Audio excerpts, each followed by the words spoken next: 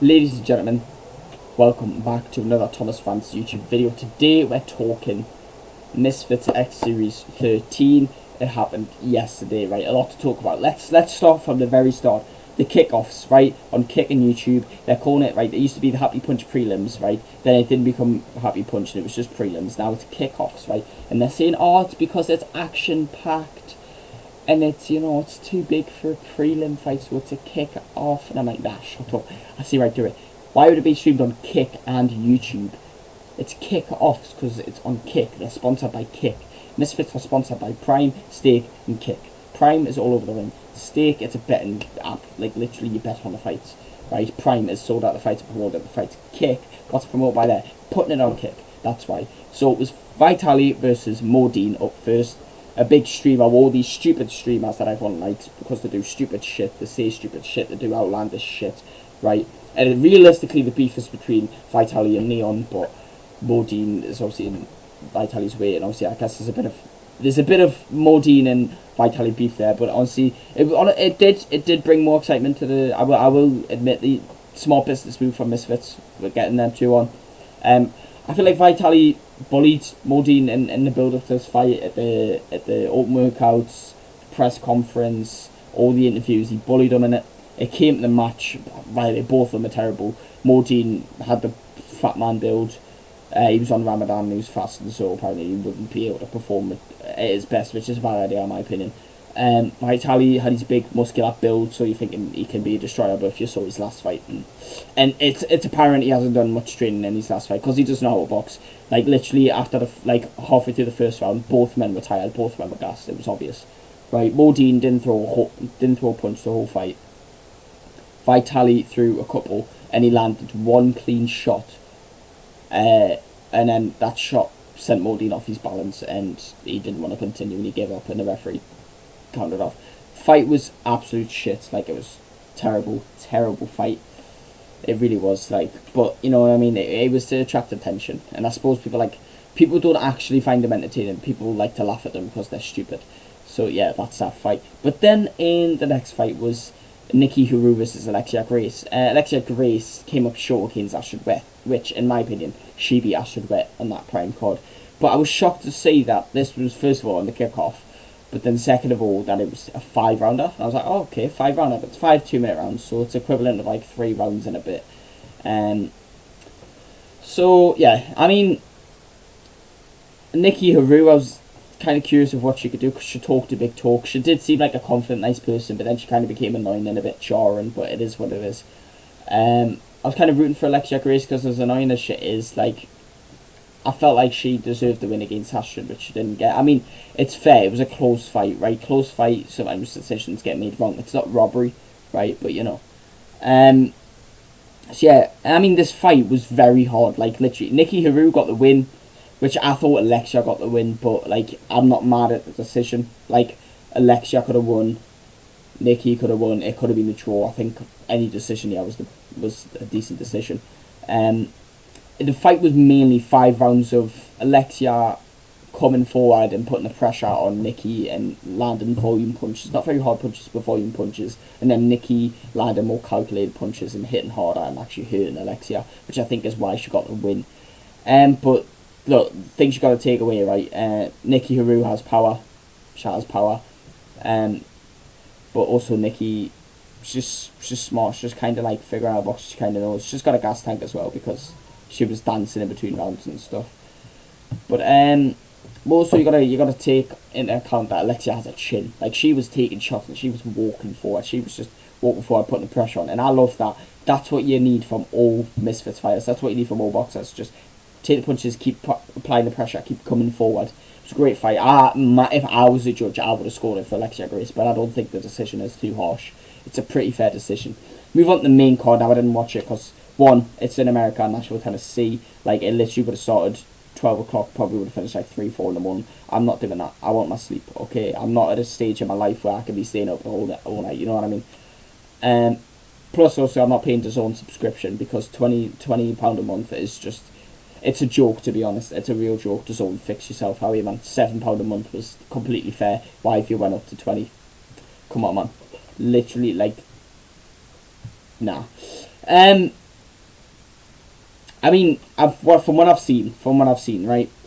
Uh, the first lightweight tournament fight, Yuri Gang TV versus Lil Cray Cray. I was excited to see this fight because I wanted to see Yuri Gang actually perform because he's like the Mayweather of Misfits. But then apparently they got swatted in between someone.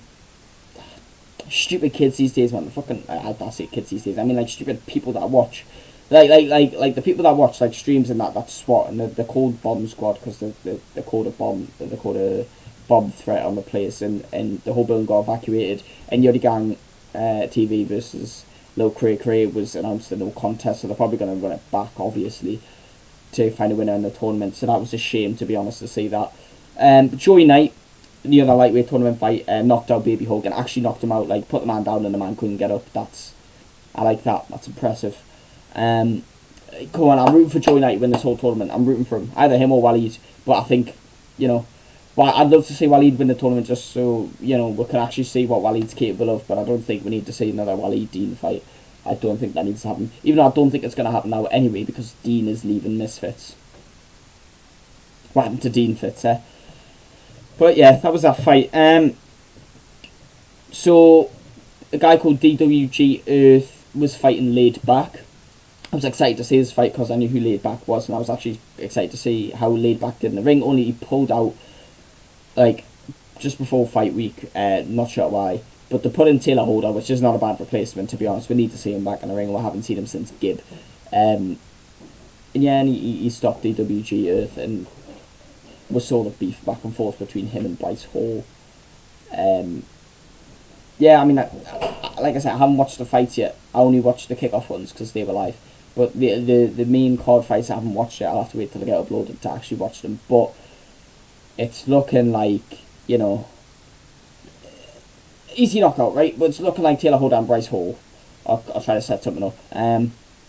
Which I don't know how I'd fare with that. I feel like I'd probably give it to Bryce. Because I feel like Bryce is just, he's got more power and he's probably technically better. So that's that. The co-main event should have been Anthony Taylor versus Gabriel Silva. After all, Gabriel Silva did beat OJ Rose to earn the shot to fight Anthony Taylor, but Gabriel Silva pulled out for whatever reason. He wanted more money or something like that. Just making demands, saying, I'm not co-main event, mate. Just because you're Gabriel Silva's son does not make you Gabriel Silva. Do you know what I mean? Like, relax.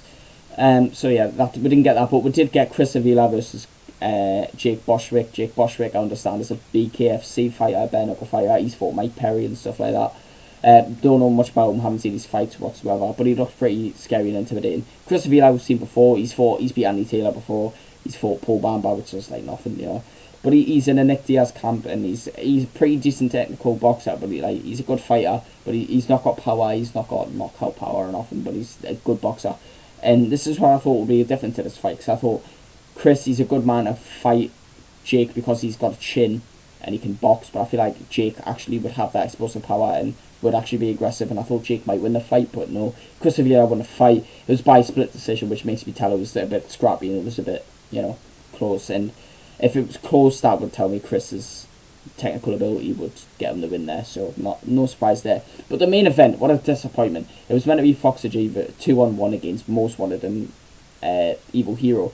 I didn't like the idea of the 2v1 anyway at the start. Like, I'm not a hater of it. It's just like, we're doing there's too many rash ideas going out there. Misfits, like, it's fine doing their own thing, but Misfits itself is their own thing in boxing. They don't need all these extra stipulations, because people will take it too far. They'll ruin the sport of boxing. It won't be Misfits that'll ruin it. It'll be people that ruin it. The tag team I like. The tag team works. It's 2v2, fine. Survivor tag I liked the idea of, and then it kind of flopped, and I was like, But then this I just didn't like the idea of. But it's quite ironic because Foxer G versus Evil Hero, like, he smashed Evil Hero, and he did. Foxer G versus Most Wanted, he'd smash it as well. But Most Wanted was talking so much shit in the lead up to the fight. He was sitting there, like, acting like he's, like, just because he's from London, like he's a hard lad, being like, oh, fam, oh, idiot, like, shut up. Just shut up, like, why act hard? You're getting a fight. Show that you're hard and don't act hard. Instead, he didn't do that. He just talked hard and then didn't show up. For whatever reason, he didn't show up to the fight. The fight became a 1v1, Foxer G versus Evil Hero. Christ knows why he pulled out. So Foxer G destroyed Evil Hero. But no doubt, if Most Wanted was in there, Foxer G would have destroyed both of them anyway. Foxy G is quite impressive after I've seen him knock out Small Spot and Jay, which I did not think he would do, because I saw Small Spot and Jay fight live. I was there in Newcastle, let's believe. And I thought, nah, he's pretty decent for someone who, in his first fight, decent, right? So I thought he would probably beat Foxy G, and he didn't. He got knocked out clean. Cleanest knockout I've seen in Misfits, the best one I've seen in Misfits, actually. So yeah, that surprised me. But the overall event, by the sounds of it, I haven't watched the fights. When I watched the fights, I would judge, but by the whole management card, it sounds like it was a big flop. But it is what it is, these things happen. Message to Misfits, more frequent events. We need more events, because then, you know, it doesn't die out. You know, this big break in between. The last card was in January, or in March. Before January, it was, no, it wasn't. Was it October? No, it wasn't. Before then, it was November. Then it was October, and it's just like, come on, man. More frequent. Get one like every month. You know what I mean? So, or just more frequent. Don't let it like announce the next event at every event. Once the event's finished, don't leave it for a month and then announce the event and then have a month's build up of nothing. Just the event announced, and then on the week put out everything. They put out a good 20 to 30 videos on fight week. Do some of those before fight week. Make a build up. Get people excited for a card. Don't let Misfits die. Make it more popular than ever. Anyway, that's just my opinions. Thank you all so much for watching. I'll see you in the next one. Goodbye. Non-stop, on job, say less. It's tweeting and talking, but a mind that you're walking, say less. Sometimes give me the mic, but sometimes I gotta say less. It's too much talk on the road, so I just say less. Yeah, non-stop.